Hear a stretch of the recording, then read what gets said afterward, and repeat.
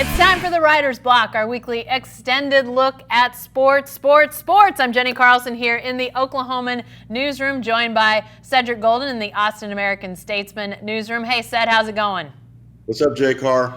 You know, we've talked a lot of football these last few weeks, and rightfully so. And we'll talk football, but we're going to talk about some other stuff today, too, as the NBA gets ready to go. But also, news out of California, you in Texas, me in Oklahoma. This is obviously happening across the country, but lots of talk about this new law enacted in California. Won't take effect until 2023, so a few years away. But California has said that college athletes, even ones that are playing under the NCAA umbrella, can use their likeness, their name, their star power even, to get endorsement deals and profit from that.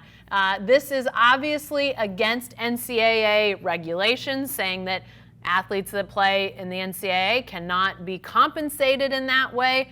Cedric, it really feels like California is calling the NCAA's bluff on this, because the NCAA has said, listen, if you do this, could mean that teams in California are banned from NCAA postseason competition. How's this going to affect things moving forward? A lot of unknowns at this point, but how do you see it working? Well, California knows how to party. Is still a line from death row. I'm telling you, California's Gavin Newsom, the politician, decided enough is enough. These players have been given away their images. They've been given away their likeness. They haven't been allowed to take advantage of endorsement opportunities created by the work that they have put in. So I think the NCAA has been pushed into a corner, and good for the athletes that someone is looking out for their interests. Jen, we've covered sports for a long time, and we've covered the games between the lines. We've covered the finances off the field. And guess who's gotten rich over these last 30 or 40 years?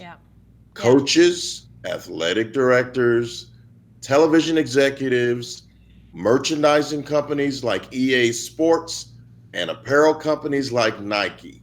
And meanwhile, the kids, if you're not in that lucky 2% that's going to play in the NFL, you might get a scholarship, or you might just be left holding the bag. The next time 90,000 people show up to the Glee Club assembly, I'll be there just to write about the spectacle of it all. Right. But I know that there's going to be 90,000 people the next time I walk in DKR, and I know there's going to be 90,000 the next time you walk into Memorial Stadium in Norman. The kids move this needle, and these kids need to be compensated.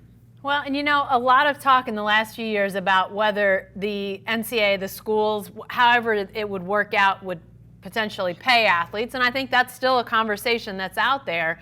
The NCAA has said, and its schools have said, listen, we don't have the money to do that, which I don't know if I buy that with all the money that's pouring in with TV deals, and obviously the NCAA basketball tournament, which is huge in the overall compensation. But this is a situation where California is not saying to its member institutions, the NCAA, you have to pay your athletes. It's saying if they can profit out in the big wide world, whether that's, Cedric, you mentioned EA Sports, or if it's a local car dealership that's willing to say, hey, we want to put this athlete or this team even. I know that a lot of focus has been on the sort of high-profile sports, the football, the men's basketball, but in a smaller community, if you have a really good women's basketball team that has captured, local interest, or you have, a great golfer or a great tennis player, it doesn't necessarily, this isn't just a football, basketball question.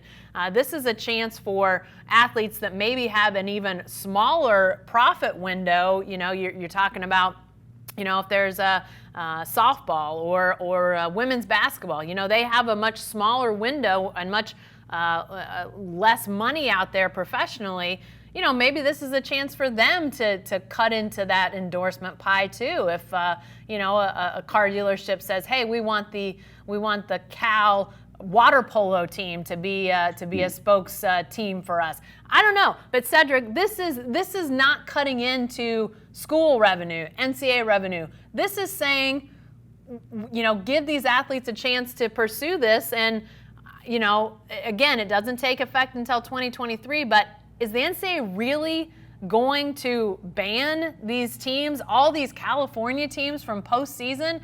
I can't imagine it, because isn't at some point, aren't these other states going to say, listen, if California is going to do this, are they going to start getting all these great athletes to go play for their teams?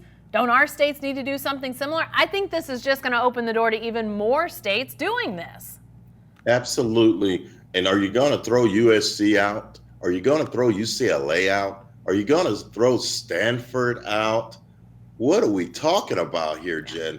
What's going to happen is these other states are going to get the message that this is a progressive movement and that it is a chance to give some of these athletes an opportunity to share in their hard work. Sam Ehlinger, the Texas quarterback, has been very outspoken about it. He goes, we place a value on what we do.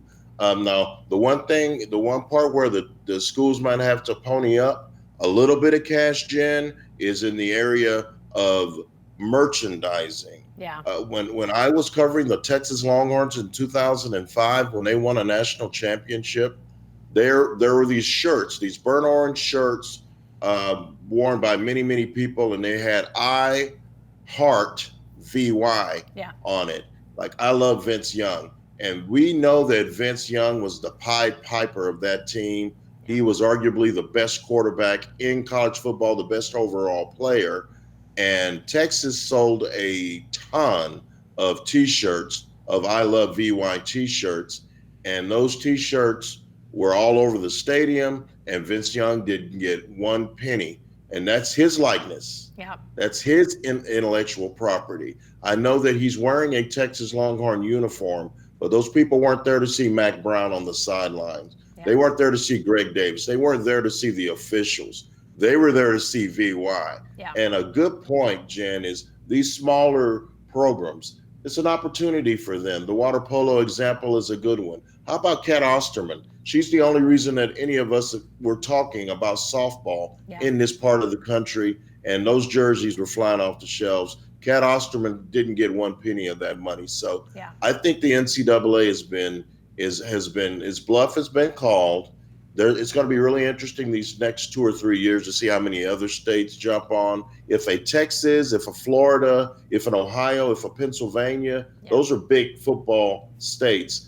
An Alabama. Yeah. Though if they jump on, then Katie bar the door. This is going to get fun. Yeah. Yeah. I think you're right. I think it really is just going to take a couple more states doing something similar. And why wouldn't they? Again, if I'm a coach who's trying to recruit against USC, UCLA, Stanford, Cal, and those are just the big ones in California. If you're trying to recruit against them, and in 2023, those schools are able to tell athletes, listen, if you are able to use your likeness to profit, you can. It's going to be hard to be pulling against those teams. And again, it's not just football, it's not just basketball. There's a lot of other teams that this relates to. And I saw a little bit as this news has been breaking and people have been reacting, and Cedric brought up the Glee Club idea. And I think that this makes me think too that if a student out on a college campus, a math whiz, let's say, I saw this example. If somebody who's great in math is able to get, some sort of endorsement deal from the leading maker of slide rulers or, whatever technology, I don't think mathematicians use slide rulers much anymore, but if that was something that could be attained, wouldn't we all say, that's great for you, what a great thing you've done? And yet, if something like that were to happen with an athlete, even, Cedric, we've seen examples of athletes create YouTube channels and do different things that seem very entrepreneurial. And the NCAA has disallowed a lot of those things. It just seems to me like hypocritical comes to mind. Maybe that's too light a word or too strong a word, but I think there's got to be some sort of middle ground with these athletes and what they're able to do. Yes, the scholarship's great. Yes, the room and board is great.